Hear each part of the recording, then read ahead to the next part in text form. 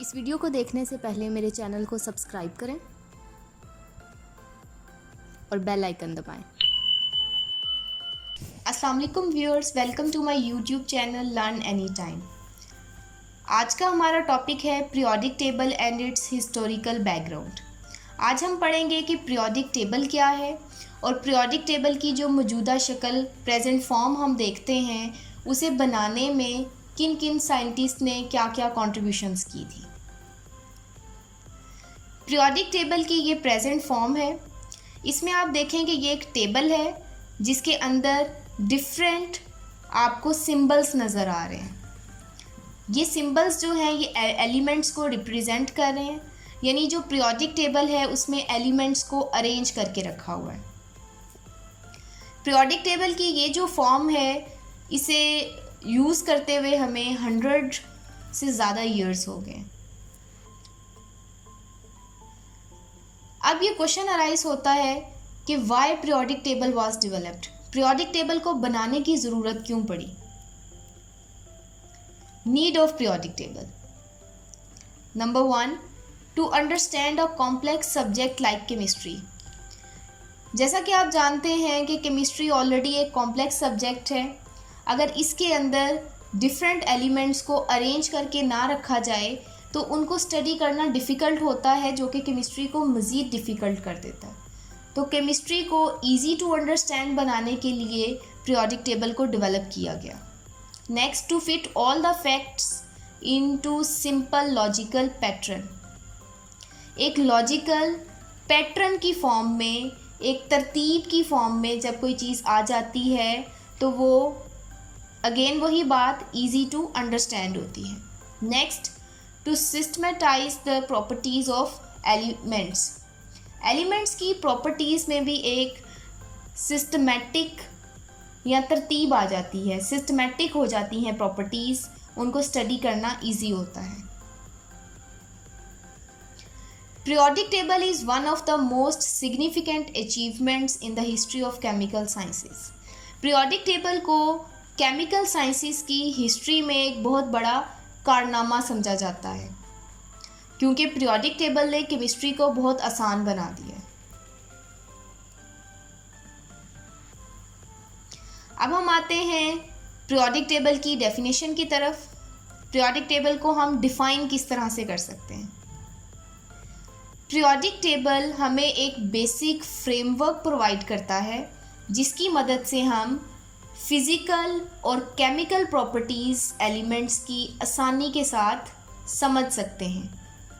Periodic table provides a basic framework to study the periodic behaviour of physical and chemical properties of elements as well as their compounds.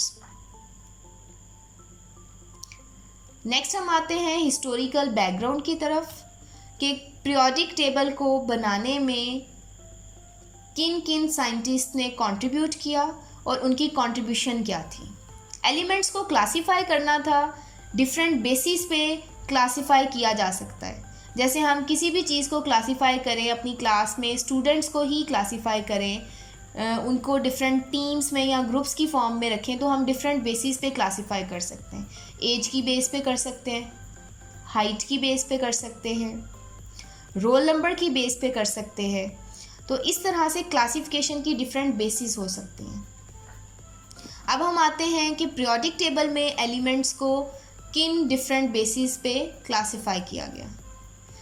Periodic table की development में different scientist ने contribute किया। History of periodic table is very fascinating, लेकिन यहाँ पर जो हम main scientist जिनकी मेजर कंट्रीब्यूशन है सिर्फ उन्हीं के बारे में पढ़ेंगे। वो 4 साइंटिस्ट हैं जिनके नाम आते हैं। Number 1 Al Razi, number 2 Dobereiner, number 3 Newlands and number 4 Mendeleev. यहाँ पर आप नोट कर सकते हैं कि जो फर्स्ट साइंटिस्ट है अल-राज़ी, वो एक मुस्लिम साइंटिस्ट है। हम साइंस की डिफरेंट ब्रांचेस में जो मेन कंट्रीब्यूशंस, जो मेन इन्वेंशंस देखते हैं, उसमें जो बेस आती है किसी भी चीज़ की, उसमें मेजर या मोस्ट ऑफ द टाइम हमने ये पढ़ा है कि मुस्लिम साइंटिस्ट आते हैं। तो ये हमारे लिए एक ऑनर की बात है। Memorable contributors of periodic table, ये जो 4 मेमोरेबल कंट्रीब्यूटर्स हमने पीछे देखे हैं, इन चारों साइंटिस्ट की कंट्रीब्यूशंस की तरफ आते हैं। इन कंट्रीब्यूशंस को एक टेबल की फॉर्म में समराइज किया जा सकता है। अल-राज़ी, नंबर 1 है अल-राज़ी। अल-राज़ी एक पर्शियन साइंटिस्ट था। इसका अगर हम लाइफ पीरियड देखें तो वो 854 टू 932 है, यानी आज से काफ़ी साल पहले फर्स्ट टाइम अल-राज़ी ने एलिमेंट्स को अरेंज किया था। किस बेस पे? फिज़िकल एंड केमिकल प्रॉपर्टीज़ की बेस पे। एलिमेंट्स जिनकी फ़िज़िकल और केमिकल प्रॉपर्टीज़ एक जैसी थी उन्हें एक ग्रुप में रखा।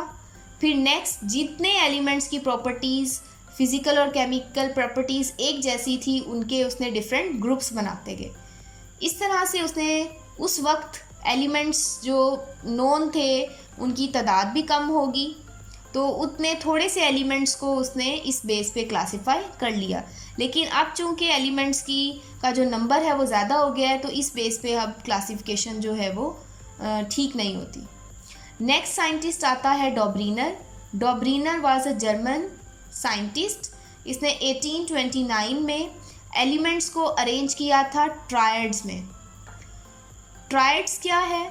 ट्राई का वर्ड जो है वो 3 के लिए यूज़ होता है। उसने एलिमेंट्स को 3 के ग्रुप्स में डिवाइड कर दिया था। 3 एलिमेंट्स को एक ग्रुप में रख दिया था जिसे उसने ट्रायड का नाम दिया था। एलिमेंट्स को एक ग्रुप में किस बेस पे रखा था? सिमिलर प्रॉपर्टीज़ की बेस पे रखा था। इस तरह से उसने ट्रायड्स बनाए। ट्रायड में एक प्रोमिनेंट बात ये भी थी कि ट्रायड में 3 एलिमेंट्स थे। जो फर्स्ट और थर्ड एलिमेंट है अगर उसके एटॉमिक मास की एवरेज ली जाए तो मिडल वाला जो एलिमेंट है उसका मास आ जाता है। नेक्स्ट हम आते हैं न्यूलैंड की तरफ। Newland was an English scientist. इसने 1864 में एलिमेंट्स को अरेंज किया था किस बेस पे? Increasing order of their atomic masses, यानी जिन एलिमेंट्स के एटॉमिक मैसेस लो थे उन्हें पहले रखा, नेक्स्ट फिर जिनके हाई हैं एक तरतीब के साथ रख दिया था उसने। यानी अगर उस वक्त एलिमेंट जिसका सबसे लो मैस है, लेट्स सपोज वो 1 है तो 1 को रखा है। नेक्स्ट अगर 2 वाला अवेलेबल नहीं है, 3 वाला है तो उसने नेक्स्ट 3 को रख दिया। 3 के बाद अगर 7 आ रहा है तो उसने 7 को रख दिया। इस तरह से उस वक्त टोटल 62 एलिमेंट्स नोन थे, तो 62 एलिमेंट्स को उसने अरेंज कर दिया in increasing order of their atomic masses. उसने एक लॉ दिया था, लॉ ऑफ ऑक्टेव्स। ऑक्टा का वर्ड 8 के लिए यूज़ होता है। What is law of octaves? Law of octaves ये है कि जब एलिमेंट्स को increasing order of their atomic masses इस बेस पे अरेंज किया जाता है तो every 8th element has some common properties with the first one.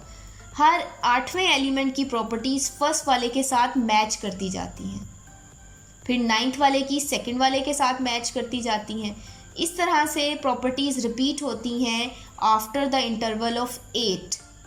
इस वजह से इसे कहा जाता है लॉ ऑफ ऑक्टेव्स। डॉब्रीनर और न्यूलैंड इन दोनों की कंट्रीब्यूशन में 35 इयर्स का गैप है। न्यूलैंड के थोड़े ही अरसे के बाद यानी 7 इयर्स बनते हैं, मेंडेलीव आता है, रशियन साइंटिस्ट। इसने 1871 में first regular periodic table present किया था। अभी जो हम पीरियोडिक टेबल की शेप देखते हैं मॉडर्न पीरियोडिक टेबल की, ये मेंडेलीव के पीरियोडिक टेबल के साथ बहुत ज़्यादा रिजेंबल करती है। तो उसकी ये एक मेजर कंट्रीब्यूशन आती है कि उसने एक रेगुलर शेप दी थी पीरियोडिक टेबल की। He also arranged the elements in ascending order of their atomic masses। उसने एलिमेंट्स को increasing order of their atomic mass की बेस पे ही अरेंज किया था और उसने पीरियोडिक लॉ दिया था। What is periodic law? जब हम एलिमेंट्स को अरेंज करते हैं on the basis of their increasing atomic masses तो उनकी प्रॉपर्टीज़ रिपीट होती हैं after a specific interval. Intervals में रिपीट होती हैं। यहाँ पर उसने 8 का वर्ड नहीं यूज़ किया क्योंकि कुछ प्रॉपर्टीज़ 2 के बाद रिपीट हो जाती हैं, कुछ 8 के बाद रिपीट हो जाती हैं, बस एक स्पेसिफिक इंटरवल होता है। तो ये तो थी, आप कह सकते हैं, पीरियोडिक टेबल की हिस्ट्री, कंट्रीब्यूशंस, जिसमें हमने मेनली अल-राज़ी, डॉबरीनर, न्यूलैंड और मेंडलीव के बारे में पढ़ा है। नेक्स्ट जो है, इंशाल्लाह नेक्स्ट वीडियो में हम मेंडलीव की डिटेल पढ़ेंगे। अब तक के लिए इतना ही था। अल्लाह हाफ़िज़।